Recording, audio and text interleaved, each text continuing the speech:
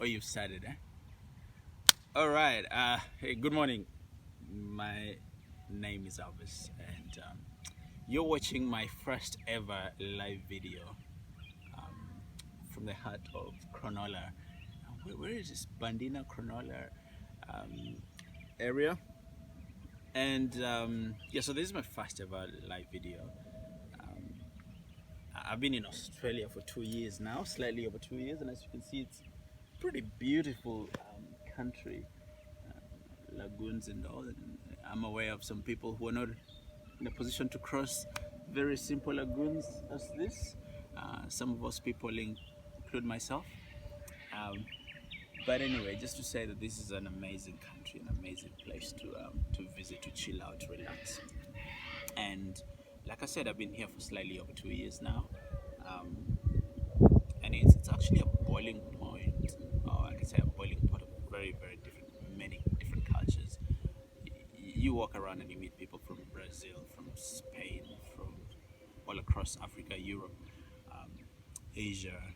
Everyone is here. Americans, they're all here. They're all living in this area, and it's an amazing place to. I actually say that anyone who's been in Sydney, pretty much, has been able to visit any other part of the world because everyone lives in Sydney. Everyone is in Sydney. Um, Now, having said it's a beautiful country and it's got all these cultures and a mix of everyone in there, it's got its own downside. Or I can say down. There's a downfall effect of each of all this anyway. And I remember my first week in the office back in 2015, and I had a chat with a friend of mine, and I asked them, "What's the percentage of Christians in Australia?" And he said, "Okay, come with me." And then he logged into his computer and went on a website. I think it's like a Bureau of Statistics or something. And he pointed to me a very shocking figure. It was something less than 10%. And I was like, wait, what do you mean? Less than 10%? This is very scary. Um, and that, kept me thinking. And I was like, why is that? Like, why are there very few Christians or believers in a country like Australia that has amazing things, everything amazing? And you can imagine when you're anywhere else in the rest of the world, you hear Hillsong, like, oh, I think the entire of Australia must be Christian country because, Hillsong is there. That's like, you know, the leading worship band or worship group in the entire world. So you're just like, oh yeah, you know what? Australia must be Christian. And to be honest, some of us came here because we felt it would be a very probably a nice, ample kind of environment to be at. Um, Hello. Good morning. Good morning to you.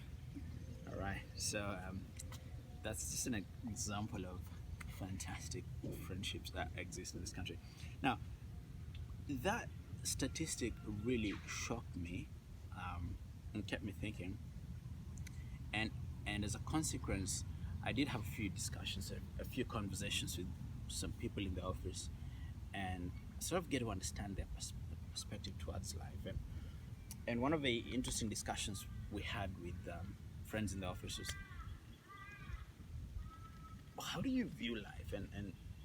And we were talking about longevity of life, and we had some discussions around what's the difference between someone who dies at 20 years old and one who dies at 90, or if you die at 15 and someone else dies at 85, like, what's the difference, right?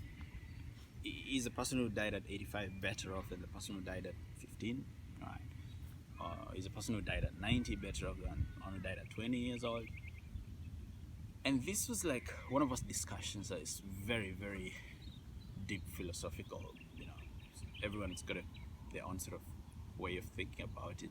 And I think one of the main points of view that my friends had were more of, if you live longer, then chances are you potentially have much more time to enjoy your life.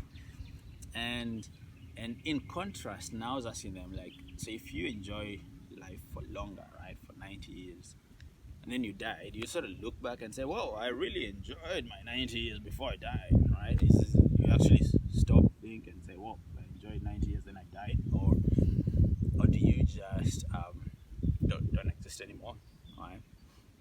And if you just don't exist anymore, so you can't even look back and enjoy. So what's different from the person who died at 20? They either way can't also look back and say they enjoy it, right? And I think that for me is a place where everyone needs to get to and begin thinking, right? Is there more to life than just living through life and then dying and disappearing, right? So there's got to be something more. You cannot just, otherwise there will be absolutely no difference between someone who died at 20 and someone who died at 90.